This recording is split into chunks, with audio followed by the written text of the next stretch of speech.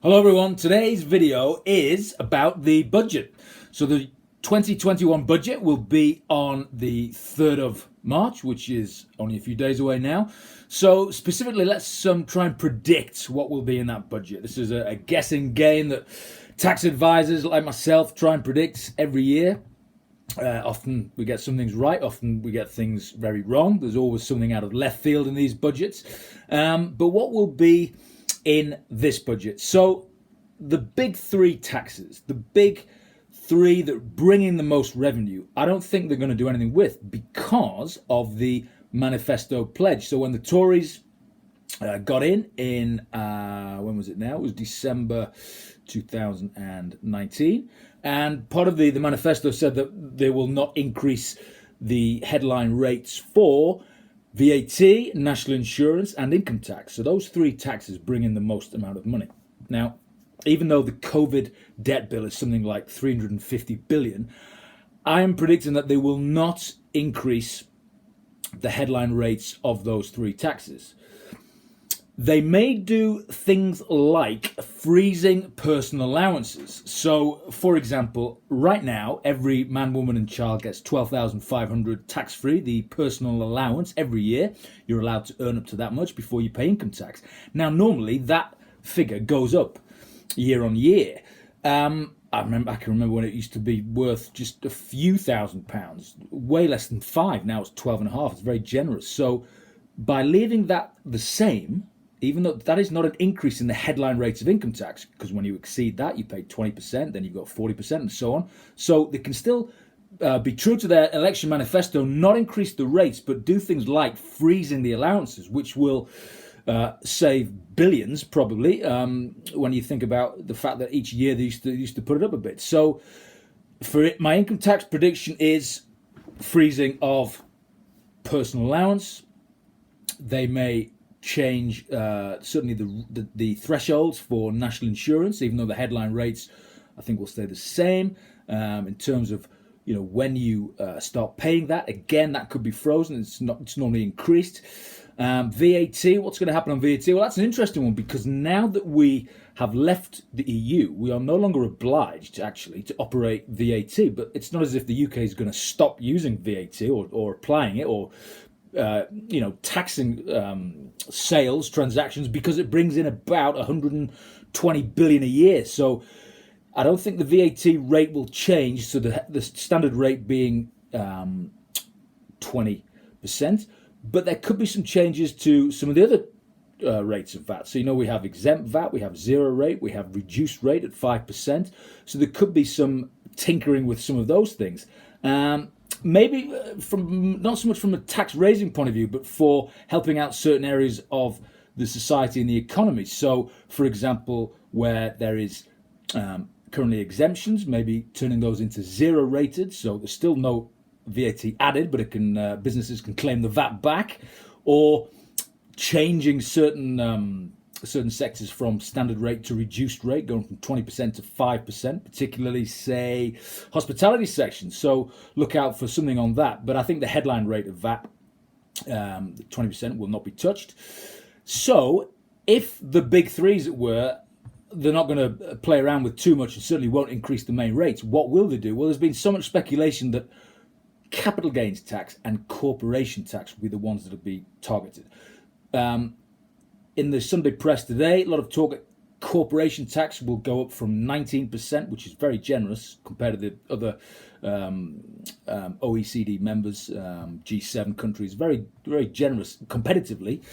That could go up to 24%, which is a big increase. Now that, they say, will not happen straight away. They reckon that Chancellor Sunak will announce it now to come in from 2022, a phased increase. So maybe 2% next year, 2% the year after, or 1% each year for the next few years, because that will bring in quite a bit of cash. I remember last year, there was even talk of bringing corporation tax down from 19% to 17%. Then in budget 2020, they changed their mind, reversed that policy. And I looked at the costing of the budget, and the Treasury said that was going to save the country about $6.5 billion a year.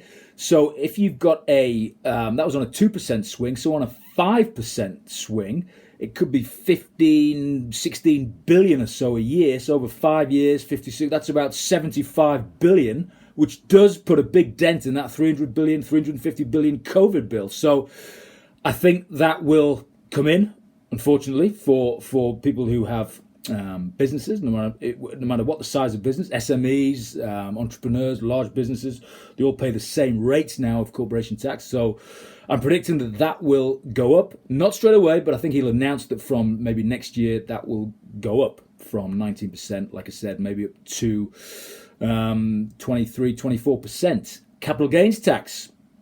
A lot of people think that the rates are far too generous, and a lot of people, particularly entrepreneurs, find ways of converting their income into capital and therefore only being subject to capital gains tax instead of income tax. And in certain circumstances, capital gains tax is a quarter of income tax, especially if you've got entrepreneurs relief. Other occasions, it can be half of income tax. So 20% is normally the headline rate of capital gains tax. If you're a 40% taxpayer, if you can try and convert your income into capital, which many people do quite legitimately, by just choosing to take all their income as investment returns, for example, or various different means.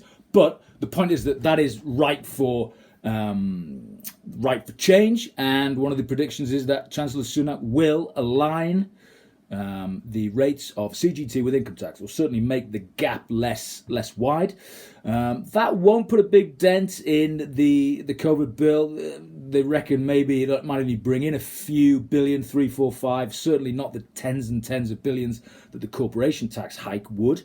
But nevertheless, it's a favourite to be altered. And the other one is tax relief on pensions. Now, we've been saying this for years, that tax relief on pensions, it costs the country about 45 billion a year is tax relief on pension contributions, and most of that tax relief is actually taken advantage of, for want of a better phrase, not taken advantage, but it's utilised by higher rate taxpayers.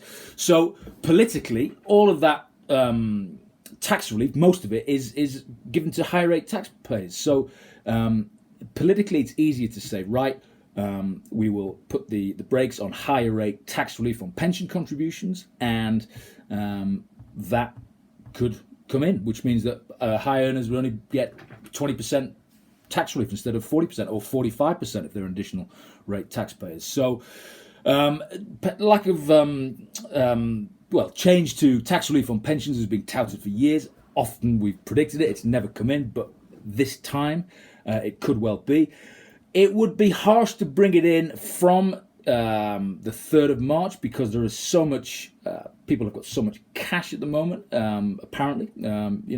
Figures that you read in the press, 1.5 trillion in the UK households because people haven't gone on holiday for a year. So there's a lot of cash, which they are hoping will be going to the form of consumption in the economy, get the economy boosting. But from a sensible investment advice point of view, people should be saving a lot of that money. I know it's tempting to go and enjoy it and blow it somewhat. We've had one hell of a year, but if you have that spare funds, do think about putting it in a pension. Now, it would be harsh if the Chancellor said from midnight on the 3rd, no more high rate tax relief. I'm hoping that he will do what he's predicting him to do with some of these other taxes and announce that it will come in from a year henceforth, for example. But we just don't know. So it would be prudent if you do have a few quid knocking about and you would be looking to save it in a tax efficient manner, put it in a pension. I've done separate videos on pension contributions. Get it in a pension before the 3rd of March